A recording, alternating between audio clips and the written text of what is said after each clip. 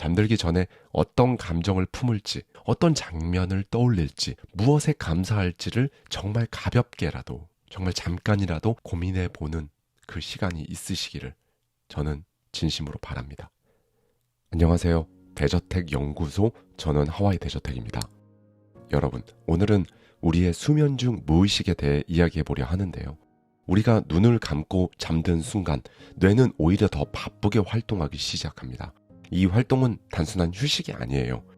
감정, 기억, 건강, 그리고 삶의 방향까지 좌우할 수 있는 놀라운 일종의 정비 작업이 시작되거든요. 오늘 이 영상에서는 수면 중에 도대체 뇌가 무슨 짓을 하는지 과학적 실험, 신경생물학, 심리 연구들을 통해 구조적으로 이해하고요. 그것이 여러분의 감정 회복, 창의력, 그리고 인생의 전략과 어떻게 연결되는지를 천천히 풀어드리겠습니다. 이 영상이 끝날 무렵에는요, 잠이 보약이다.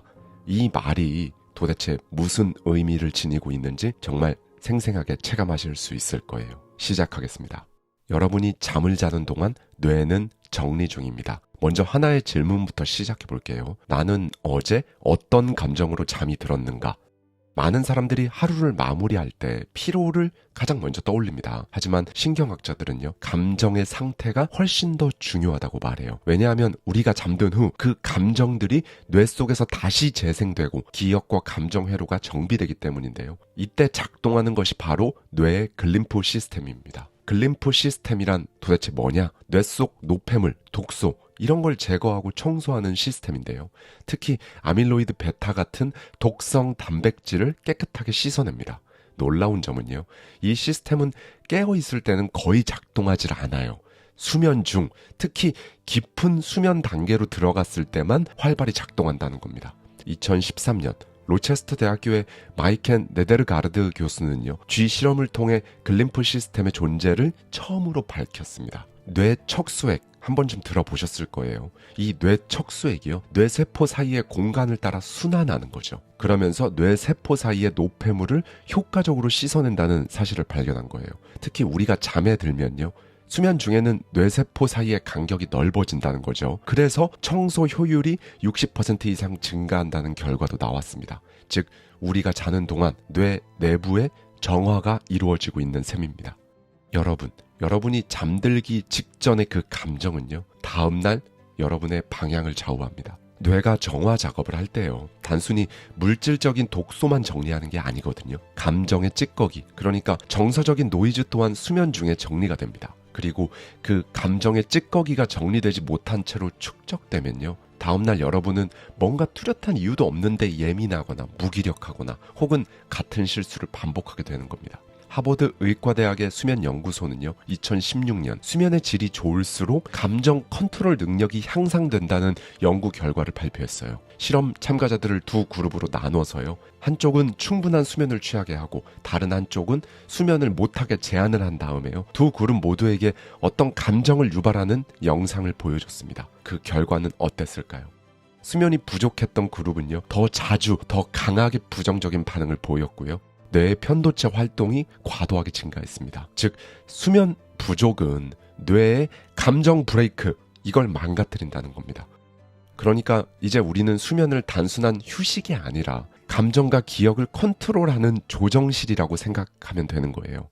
여러분, 자는 동안 떠오른 아이디어가 인생을 바꿨다는 이야기 들어본 적 있으신가요? 이건 진짜 단순히 우연이 아닙니다. 폴 맥카트니는 꿈에서 멜로디를 듣고 깨어나서 곧장 피아노 앞에 앉아서 정말 불후의 명곡이죠, 예스터데이를 완성했습니다. 드미트리 멘델레예프는 주기율표의 배열 방식을 꿈에서 보고 떠올렸다고 실제로 인터뷰했거든요. 이 사람들의 뇌가 수면 중에 무언가를 했던 거죠. 바로 연결하고 재배열하고 직관적으로 통합하는 작업을 한 겁니다. 이건 사실 과학적으로도 증명된 사실이에요. 2004년 르베크 대학교 연구팀은요, 수면이 창의력과 문제 해결 능력에 미치는 영향을 실험했습니다. 실험 참가자들에게 복잡한 수학 문제를 풀게 했습니다. 그리고 절반은 밤새 잠을 푹 자게 했고요, 나머지 절반은 밤새 깨어있게 했어요. 다음날 똑같은 문제를 다시 제시했는데요, 그 결과 수면을 충분히 취한 그룹은 2배 더 많은 문제를 풀 수 있었습니다. 왜일까요? 이건 수면 중 뇌의 시냅스 정리 기능 때문인데요. 한마디로 수면 중에 필요한 정보는 더 강화되고 연결이 불필요하다고 생각되는 것들은 제거해버리는 거죠. 연결을 끊는 겁니다. 그리고 남은 정보들이 새로운 방식으로 다시 재조합돼요. 여기서 이제 여러분 꿈에 대해서 한번 얘기를 해볼까요? 우리는 보통 꿈을 뭔가 무의미한 잡음, 노이즈처럼 여깁니다. 우리가 소위 개꿈이다 라고 말하는 게 바로 그런 맥락이겠죠. 하지만 실제로 꿈이야말로 뇌가 정보를 정리하고 감정을 소화하고 미래를 시뮬레이션하는 중요한 무대입니다. 특히 렘 수면 중에는요, 뇌의 시각 연상 부위 그리고 정서 처리 영역이 활발히 작동하면서요, 창의력과 감정을 회복하는 작용이 동시에 이루어집니다. 하버드 대학교의 드워드 맥나마라 교수는요, 렘 수면 동안 일어나는 감정의 전환 효과에 주목했어요. 그러니까 현실에서 억눌렸던 감정이 꿈속에서 재현이 되는 겁니다. 그리고 그 감정을 다른 시점, 다른 문맥에서 다시 경험하는 거죠. 그러면서 이 감정이 나에게 어떤 의미인지 뇌가 스스로 재해석하고 통합한다는 거죠. 즉 우리가 자는 동안에요, 감정의 압력을 해소하고 마음의 균형을 맞추는 일종의 리허설을 하고 있는 셈입니다. 그러면 이제 여기서 중요한 질문은 이겁니다. 여러분의 꿈은 지금 무엇을 정리하고 있나요? 무작위처럼 보이는 꿈의 파편 속에는요, 사실 우리가 낮 동안 감정적으로 마주했던 찌꺼기들이 무의식의 언어로 다시 재생되고 있는 거죠. 네, 꿈에 대해 얘기해봤으니 이제 수면 자세에 대해 한번 얘기해볼까요? 수면 자세가 도대체 뇌 활성화에 무슨 영향을 미치냐, 이렇게 생각하실 수 있는데요. 우리는 수면을 그냥 자기만 하면 되는 행위라고 여기기 쉽습니다. 하지만 실제로는 어떤 자세로 자느냐가 뇌의 회복력, 글림프 시스템의 작동, 감정 회복 속도에까지 영향을 줍니다. 2015년 뉴욕 스토니브룩 대학의 헬렌 베누니 교수 연구팀은요, 쥐 실험을 통해 수면 자세와 뇌 노폐물 배출 효율 사이의 상관관계를 밝혔습니다. 옆으로 누운 자세에서 글림프 시스템의 활성도가 가장 높았다고 하는데요. 이 옆으로 누운 자세는 똑바로 눕거나 엎드린 자세에 비해서 뇌 속 노폐물을 제거하는 효율이 훨씬 더 뛰어났다고 합니다. 특히나 왼쪽을 향해 옆으로 누운 자세는요, 뇌 건강과 정화 측면에서 가장 유리한 자세라는 것을 밝혀냈어요. 여기서 한 단계 더 들어가서 재미있는 연구 결과가 하나 있는데요. 2020년 중국 베이징 대학 연구에 따르면요, 베개의 높이에 관한 연구도 있습니다. 머리를 너무 낮추거나 너무 높이면요, 뇌 척수액 순환이 방해가 된다고 합니다. 그래서 글림프 시스템의 효율이 떨어진다고 밝혀냈고요. 결국 우리가 별거 아니라고 생각할 수 있는 작은 수면 자세 그리고 습관 하나가 뇌의 회복 속도 그리고 내 감정을 리셋하는 능력에 영향을 줄 수 있다는 뜻이죠. 잠들기 직전 생각이 무의식을 프로그래밍한다.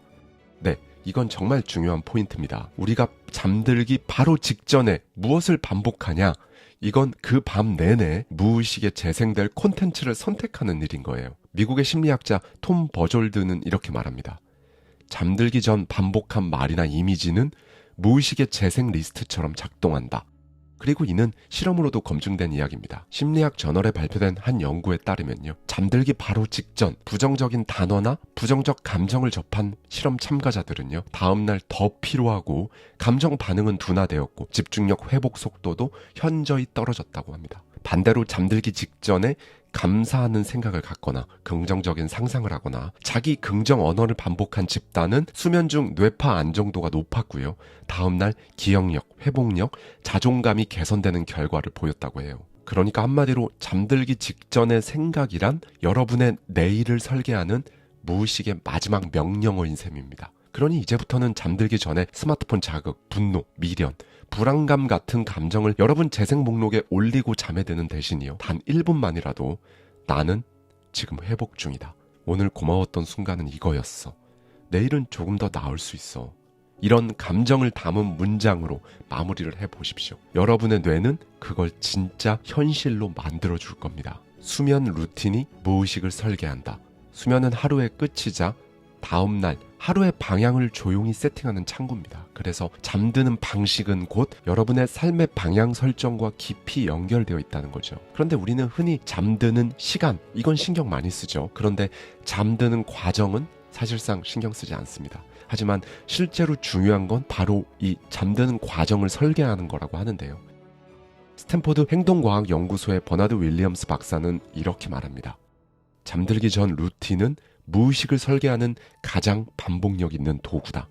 루틴은 뇌가 신호로 인식하는 감정적 문장이다. 자, 그럼 무의식을 세팅하는 이 잠들기 전 루틴, 설계, 이건 어떻게 하는 걸까요? 굉장히 쉽습니다, 여러분. 3가지 단계인데요. 먼저 1단계입니다. 감정을 자극하는 거예요. 몸이 먼저 알아차리게 하는 건데요. 먼저 조명은요. 잠들기 1시간 전부터 간접 조명이나 주황빛 스탠드로 바꿔보십시오. 소리는 백색 소음이나 자연음, 파도나 빗소리, 숲속 바람 이런 걸 틀어놓으면 좋다고 합니다. 향기는 라벤더나 클라리세이지 등 뇌를 진정시키는 향이 있으면 훨씬 더 도움이 되고요. 마지막으로 온도, 미지근한 물로 세안을 하고 손을 따뜻하게 해보십시오. 다음 2번째 단계입니다. 이번엔 언어 자극 루틴인데요. 한마디로 뇌가 의미를 해석하게 만드는 거예요. 감사일기 한 줄만 써보십시오. 오늘 내가 고마웠던 건 무엇인가? 그리고 자기 긍정하는 문장, 잠들기 전 종이에 그냥 3줄만 적어보는 겁니다. 매일 이걸 하는 거죠. 그럼 왜 3줄이냐? 첫 줄은요. 오늘 내가 고마웠던 것은 무엇인지 써보는 겁니다. 그리고 2번째 줄은요. 자기 긍정 한 문장이에요. 나는 오늘 이만큼은 잘했다. 그리고 마지막 한 줄은요. 내일 상상 한 줄입니다. 내일의 내가 가장 나답게 웃은 장면은 무엇인지 상상하고 써보는 거죠. 이제 마지막 3단계입니다. 행동 루틴인데요. 몸하고 감정을 연결시키는 거예요. 따뜻한 차 한 잔을 마셔보십시오. 이건 여러분의 위장을 안정시키고요. 심박수를 완화시킵니다. 그리고 누워서 종아리 털기 스트레칭 다들 아시죠? 이건 별거 아닌 것 같지만 여러분의 정맥 펌프를 자극해서요. 혈류순환을 훨씬 더 좋게 만들어줍니다. 그리고 마지막 침대에 눕기 직전에 창밖을 한번 바라보십시오. 시선을 분산시킴으로써요. 여러분의 뇌파를 안정화시켜 줄 겁니다. 이 3가지 루틴이 매일 반복되면요. 뇌는 이제 감정을 정리하고 무의식을 정돈할 시간이구나. 즉, 이제 잠자면서 이런 걸 다 해야지 라고 내적 신호 체계를 스스로 이제 알아듣고 구성하게 된다는 거죠. 여러분, 이제 다시 묻겠습니다. 나는 어제 어떤 감정으로 잠이 들었는가? 이 질문 처음에는 은유 같았죠. 하지만 지금은 아실 겁니다. 수면 중 뇌의 활동, 무의식의 정리, 감정의 회복, 면역과 창의력까지 이 모든 것이 실제로 연결되어 있다는 것을요. 밤이 깊을수록 마음이 더 무거워지고 잠을 자도 피로가 사라지지 않고 감정은 계속 축적되는 느낌이 드는 날들, 그건 단순한 컨디션 저하가 아니라 내 안의 회복 시스템이 작동을 하지 않았기 때문에 그런 거예요. 그런데 이 흐름을 바꾸는 방법은 생각보다 단순합니다. 수면, 이건 매일 반복하는 거잖아요. 이 매일 반복되는 공간 안에 정돈된 감정, 따뜻한 언어, 안정된 감각을 넣어보는 것.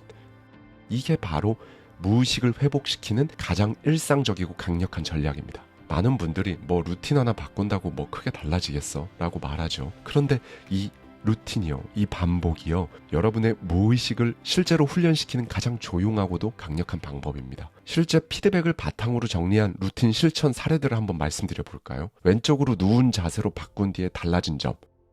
아침에 머리가 덜 무겁고 맑은 느낌이 든다. 한밤중에 깨는 횟수가 줄었다. 똑같은 시간을 잤는데 더 개운하다는 느낌이 생겼다. 감사일기 한 줄 쓰기를 시작하고 잔 후 자는 시간 직전에 막연한 불안감이 눈에 띄게 줄었다. 작은 일에도 그래도 괜찮았어 라고 정리할 수 있게 됐다. 나를 다그치는 마음 대신 하루를 정리하는 여유가 생겼다. 그리고 아까 말씀드렸던 조명이나 온도 같은 밤 루틴을 예고된 감각으로 바꾸고 나서 자려고 눕기 전부터 몸이 알아서 편안해진다는 느낌을 받는다. 따뜻한 차, 조용한 소리, 간접 조명이 이제 쉴 시간임을 알려주는 신호처럼 작동한다. 스마트폰을 내려놓는 게 훨씬 쉬워졌다. 그리고 자기 전 상상하는 루틴을 실천한 사람들의 피드백입니다. 잠들기 전 내가 원하는 장면을 1인칭으로 상상하니까 진짜 다음날 그 방향으로 신기하게도 하루가 흘러가더라고요. 처음엔 그냥 현실 회피인 줄 알았는데 이상하게 에너지가 생기더라고요. 이런 피드백들이 있었습니다. 이렇게 작고 반복적인 습관들을 쌓으면요, 무의식은 그걸 이제 새로운 디폴트 값으로 인식합니다. 그리고 어느 순간부터 여러분은 훨씬 더 회복이 빠르고 감정에 휘둘리지 않는 하루를 살게 되는 거죠. 여러분, 무의식은 아주 작은 신호의 반복에 정말 민감합니다. 반복된 감각, 언어, 반복된 상상, 반복된 자세가 바로 회복을 호출해내는 여러분 안에 있는 스위치인 거죠. 그리고 무엇보다도요, 매일의 이 루틴은 여러분의 아이덴티티, 정체성을 만듭니다. 사람은 결국 나는 어떤 사람이다 라는 이 자각 속에서 살아가거든요. 그리고 그 자각은 의지가 아니라 반복된 행동에서 비롯돼요. 자기 전에 스마트폰 스크롤을 계속 반복한 사람은요, 나는 흐트러진 사람이라고 뇌에 저장이 되는 거고요. 자기 전 감사를 반복한 사람은 나는 정리하는 사람으로 저장이 되는 거죠. 이 차이는 하루 이틀은 비슷해 보이겠죠. 그런데 시간이 흐르면 정말 엄청난 차이를 가져올 겁니다. 우리 한국인의 수면 현실 정말 처참하잖아요. 세계에서 가장 열심히 일한다는 한국. 그런데 그 열심의 그림자에는 만성 수면 부족과 정서 탈진이 숨어 있습니다. 통계청 자료에 따르면요, 한국인은 OECD 국가 중 최하위 수준의 수면 시간을 기록하고 있습니다. 한국인의 평균 수면 시간이 6.3시간이라고 해요. 그리고 직장인의 평균 수면 시간은 5.9시간이라고 합니다. 그리고 충격적인 건요, 청소년들은 5시간도 채 안 되는 경우가 흔하다고 합니다. 그런데요, 여러분, 오늘 말씀드린 내용처럼 수면은 회복이자 저항이에요. 어쩌면 지금 여러분에게 수면은 단지 충전은 아닐 겁니다. 그건 무너져가는 마음을 붙잡는 가장 일상적인 저항일 수가 있어요. 온종일 비교당하고 감정은 눌러놓고 해야 할 일만 쌓여있는 그 상황 속에서 밤이 되면 여러분은 그 모든 잔재를 짊어진 채 잠자리에 듭니다. 그렇죠. 그때 필요한 건 고작 수면 시간이 아니라는 거예요. 수면 안에 구조가 중요한 거죠. 오늘의 감정을 정리한 말 한 줄, 내일을 다시 걸어갈 이미지 한 장면, 몸을 진정시켜줄 따뜻한 감각 한 조각. 그걸 준비하고 자는 사람과 그저 무너진 채 잠드는 사람은 하룻밤이 만든 다음날의 질감부터 완전히 달라진다는 겁니다. 마지막으로 오늘은 여러분께 이걸 여쭤보고 싶습니다. 오늘 밤 여러분은 무엇으로 여러분 자신을 덮어줄 건가요? 이불이 아닙니다. 여러분을 덮는 건 그날의 감정, 그날의 말, 그날의 이미지, 그리고 루틴입니다. 무엇이 여러분을 감싸 안고 어떤 감정이 여러분의 무의식을 다독이고 어떤 이미지가 내일 여러분의 방향을 결정지을까요? 그 질문이 여러분의 수면을 바꾸고 무의식을 회복시키고 삶의 강도를 조금 더 선명하게 만들어줄 겁니다. 그러니까 잠든다는 건 여러분 삶 전체를 조율하는 무의식의 작업실로 들어가는 순간이라고 생각해 주시면 좋을 것 같아요. 그러니 오늘 밤 잠들기 전에 어떤 감정을 품을지, 어떤 장면을 떠올릴지, 무엇에 감사할지를 정말 가볍게라도, 정말 잠깐이라도 고민해 보는 그 시간이 있으시기를 저는 진심으로 바랍니다. 지금까지 대저택 연구소, 저는 하와이 대저택이었습니다. 오늘도 편안한 밤 되세요.